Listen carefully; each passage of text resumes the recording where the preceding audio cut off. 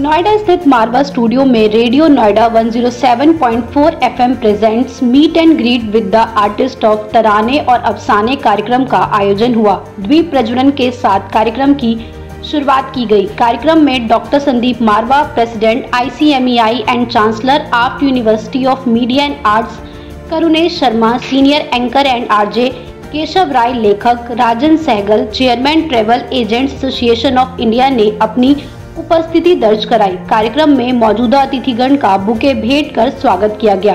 Doctor Sandeep Marwah, president ICMEI and chancellor AAFT university of media and arts ने सभी लोगों का शुक्रिया किया और कहा, संगीत की कला दुनिया में सबसे बड़ा खजाना है। संगीत न सिर्फ हमारे कानों को आराम देता है बल्कि यह स्ट्रेस लेवल कम करने का भी काम करता है। कार्यक्रम में उपस्थित अतिथिगण द्वारा केशव राय की लिखी किताब हिंदी की विकास यात्रा रिलीज किया गया। बता दें कि कार्यक्रम में हिंदी गानों को जिंदा रखने के लिए संगीत क्षेत्र में बेहतरीन गाने वालों को अवार्ड देकर सम्मानित किया गया। साथ ही डॉक्टर संदीप मारवा द्वारा अतिथिगण को life membership international film and television club certificate दिया गया। कार्यक्रम के अंत में सुशील भारती, डायरेक्टर ब्रॉडकास्टिंग, ने सभी लोगों का धन्यवाद किया।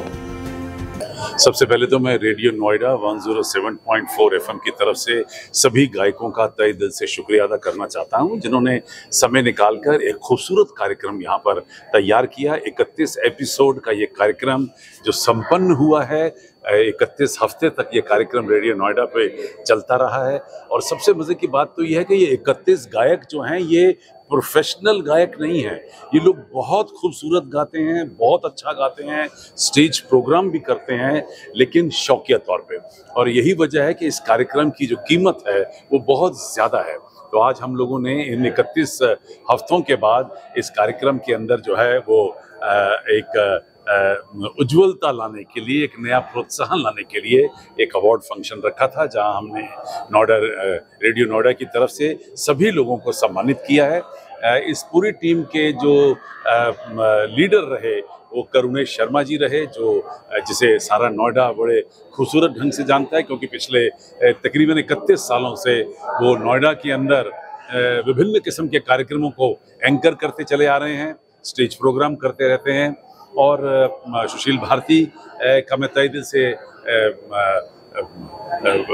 बहुत ही ज़्यादा उनका मैं आदर करता हूं, जिन्होंने दिल लगाकर इस कार्यक्रम को बड़े खूबसूरत तरीके से सामने रखा।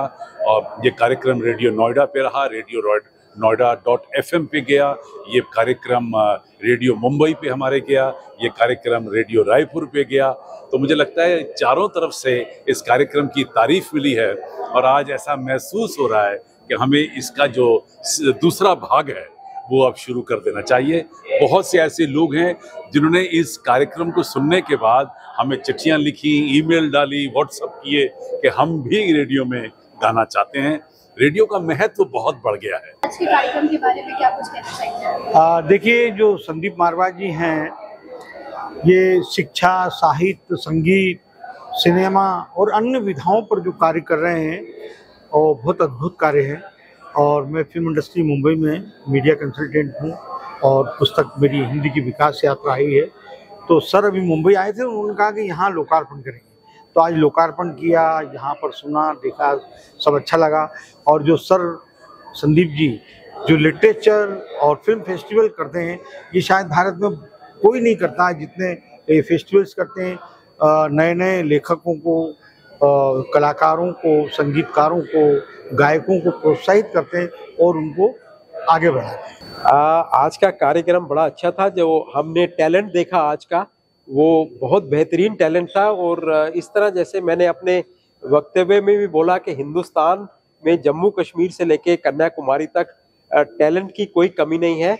और इस तरह मारवा स्टूडियोज़ में जो इस टैलेंट को मौका मिला, ये उनके लिए बड़े गर्व की बात है। और जैसा कि मैं पर्यटन और टूरिज़्म से जुड़ा हुआ हूँ, उसके अंदर भी हम अब म्यूज़िक, लिटरेचर को हेरिटेज के अंदर लेके आ रहे हैं। दुनिया में हिंदुस्तानी म्यूज़िक की क्या कदर है, बहुत प्रोग्राम्स हम टूरिज़्म के क्षेत्र में अरेंज करने जा रहे हैं, जिससे हिंदुस्तान के म्यूज़िक को, कल्चर को, हिस्ट्री को और हेरिटेज को और बढ़ावा मिलेगा। और मैं इन जो नए कलाकारों को बहुत शुभकामनाएं देता हूं और जो हमारे आने वाले फिल्म रिलेटेड या म्यूजिक रिलेटेड कार्यक्रम होंगे उसमें हम इनको जरूर इनवाइट करेंगे ताकि इनको अपना नॉलेज दिखाने का मौका और मिल सके। रेडियो नोएडा के द्वारा जो आज ये कार्यक्रम हुआ है अफसाने नए तराने, ये प्रोग्राम जो है वो मार्च में हमने शुरू किया था और इसकी जो योजना थी वो माननीय संदीप मारवा जी ने ये कहा कि हमारा रेडियो जो है वो नोएडा में सुना जाना चाहिए, जो कि हमारा कम्युनिटी रेडियो है। तो क्या ऐसा कुछ करें कि जिसमें कि ये रेडियो नोएडा सुना जाए। तो योजना ये बनी कि पब्लिक पार्टिसिपेशन जो है वो बहुत ज़रूरी है। उसके लिए हमने कमलेश शर्मा जी का चुनाव किया। कमलेश शर्मा जी क्योंकि उनको नोएडा की आवाज़ के रूप में लोग जानते थे, तो उन्होंने फिर इसकी योजना बनाई और बहुत सारे जो कलाकार हैं धीरे धीरे करके आने शुरू हो गए और बाद में एक काफ़िला जैसा बन गया और फिर लगातार जो भी प्रोग्राम सुनता था वो आता चला गया और ऐसे ये जो प्रोग्राम है तराने नए अफसाने, ये इसका इस तरीके से कार्यक्रम की रूपरेखा बनी।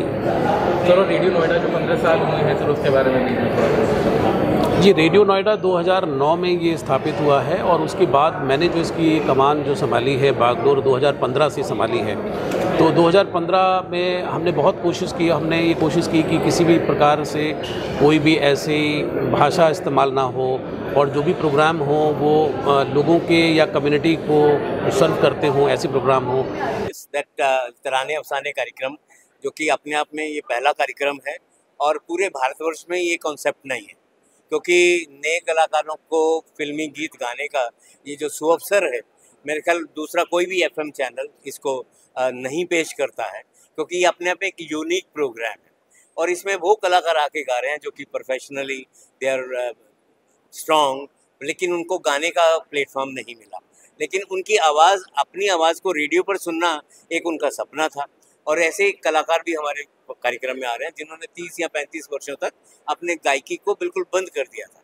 लेकिन आज ये इतना बड़ा प्लेटफॉर्म, इतना बड़ा कॉरपोरेट आज उनके प्रोग्राम को रिकॉर्ड कर रहा है और उनकी आवाज़ जो है वो अब वो लोगों तक पहुंचा रहे हैं, खुद भी भेज रहे हैं और 3 स्टेशन के ऊपर जा रही हैं, जिसमें मुंबई है, रायपुर है, एनसीआर है, क्योंकि हमारा जो सिग्नल है हमारे कम्युनिटी रेडियो का वो 17 to 80 किलोमीटर है। लेकिन हम अपने मोबाइल से wherever we are in the world, जैसे उन्होंने कहा कि जर्मन, हॉलैंड, इंग्लैंड, हमारा प्रोग्राम लोगों ने लैपटॉप के ऊपर उसको हमारे इंडियन टाइमिंग के साथ मैच किया and they listen the program and they given the best wishes immediately in the from abroad also. ये एक बहुत बढ़िया जिसे कह सकते हैं इम्प्रूवमेंट है।